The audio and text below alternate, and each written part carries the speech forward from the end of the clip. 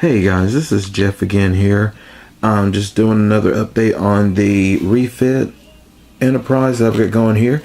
And what I've done is, yet again, I have taken this model kit apart because I wanted to go through and I wanted to get my spotlights on this ship. It's the refit Constitution, and it was designed to illuminate itself in space because it's in space. It's not always hovering around the sun where it's going to receive light from a star.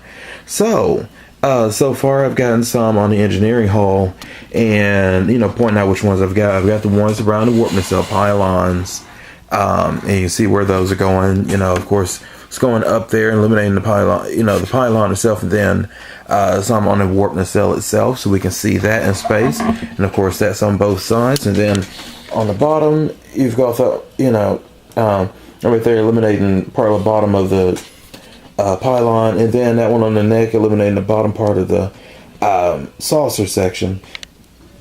And the difference that I have so far is that on this side I haven't gone through and added the spotlight coming down from the nacelle and hitting the engineering hull right there where that banner would go. But on this side I have gone through and got that spotlight on there, and it's kicker.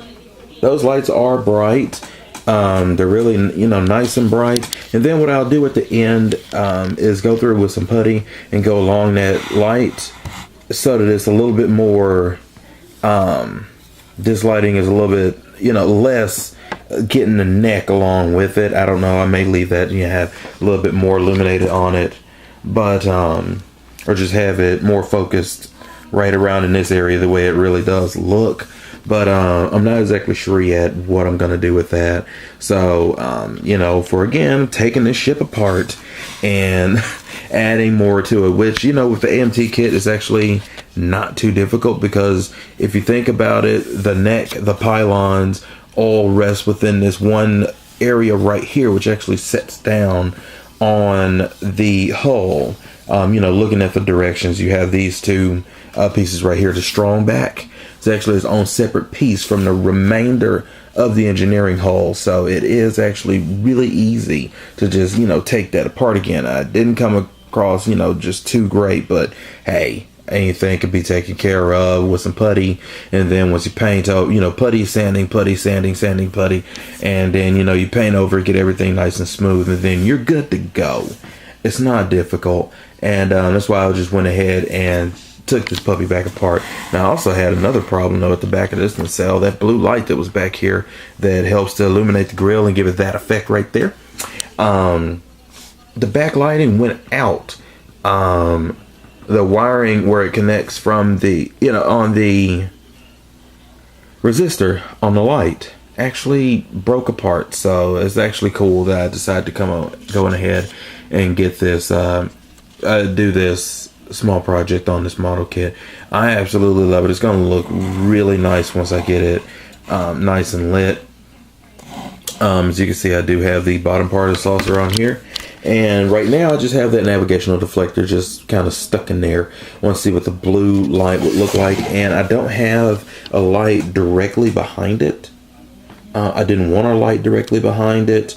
I just wanted to have the ambient lighting from the engineering hull itself illuminating that portion of this ship. So, illuminating the deflector. So I just let that go ahead and come out. And when you're looking at it, from this angle, it gives, you guys the closest view of what I have coming from that deflector dish. And looking on the, we're actually aiming towards the bottom of the saucer, as you can see right there.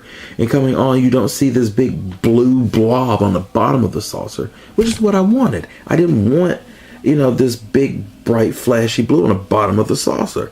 You didn't see it like that on screen. You're not going to see it on this on this model kit. Where am I at? Want the lighting just a glow coming from it, and the piece itself is actually quite thick, so it's going to diffuse quite a bit of it actually coming through there, so that it's not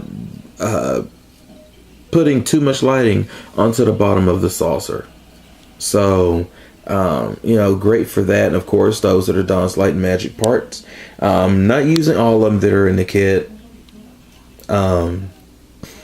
Kit's, really, really small, and I have the big one, of course, and probably going to get me another one here not too long from now. Just so I can do probably both versions, the 1701 and then the 1701A. This model kit right here, I'm not sure yet if it's going to be 1701, 1701A. It's probably going to be 1701 from the motion picture. Just so I can have all those spotlights on the bottom of the nacelle. On the bottom of the saucer section. You had them going up the front towards the registry, then on the sides, and then towards the back as well, where it says Enterprise leading onto the neck. It's probably the direction I'm going to go. And, pulling back here and just looking at the kit, even from right here with just what I have on there thus far, it's looking good to me, and trust me, it looks a whole lot better in person. I'm finna go ahead and finish this nacelle up and get it back closed, get the spotlight on the other nacelle going, and try to get as much of this engineering hull done as I can tonight before I put everything up for the night and get back on other stuff that I have going on. But this, once I put the spotlights on, it really did liven this model kit up. It really, really did. I really, really like it. This has always been my favorite ship. It's the one that I actually grew up with before I even saw the originals. Before I even saw the original series. When I got into Star Trek, it was the Enterprise 1701. It was the motion picture and Wrath of Khan, Search for Spock. Sometimes you see the Enterprise blow up in the Search for Spock, you kind of cry a little bit, just a little bit, get a little misty-eyed, I'll admit it. Not afraid to say so.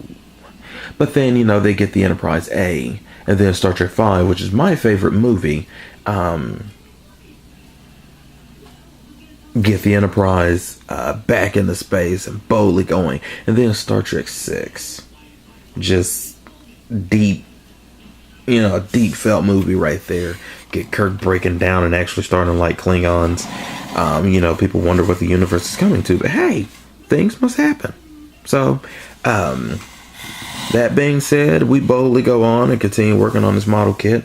Of course, it's going to look really, really rough, but hey, just following the instructions the way they go. And what I will possibly do is take those instructions bit by bit and show just where my wiring is going in certain things and what you have to do on those, so that you can actually see it on the step-by-step of how I'm getting the lights on there, the spotlighting going on, because I'm definitely not a fan of Raytheon technique. I don't like the way that look with the lighting coming through the model kit plastic. If you got the wrong kit, if it's not just a white kit, it comes through yellowy. It doesn't look like a light reflecting off of something. It does look like light coming through.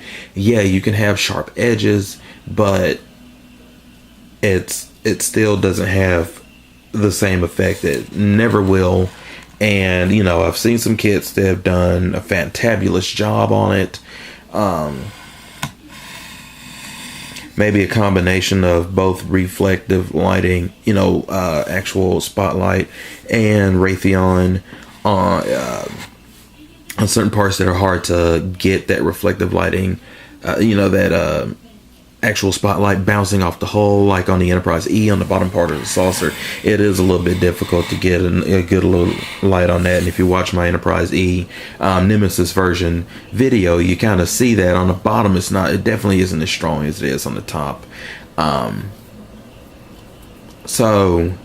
But this is what I go for, and this is what I work on. That's definitely part of the thing for this ship, is me working on spotlighting and getting it nice and correct and looking as good as I possibly can with what I have. So and as early as I am as actually starting to build on model kits and put lighting on top of them. I haven't been doing this very long. I don't have a lot of models out there, so I'm getting my practice in, definitely, and I want to keep working and building it up. So you guys who have been watching my videos, I thoroughly enjoy the fact that you guys are constantly coming back and watching them, keeping up with the updates. Thank you so much for doing that. and I will definitely continue as much as I can to get my videos out there, get them uploaded for you guys to continue to see my builds that I do and follow along on my progress as I continue to work to develop and increase my skill and get my own style on my model kits. So thank you guys again, and for all you guys out there building model kits yourself, keep building them. It's always fun to do. It gives you a nice hobby to work on, and I mean it doesn't have to be Star Trek. You know, you got Star Wars, Babylon 5, Battlestar Galactica, Stargate. Whatever you're doing, knock them out the park. So this is Jeff again. Happy modeling, everybody. Guys, have a wonderful week.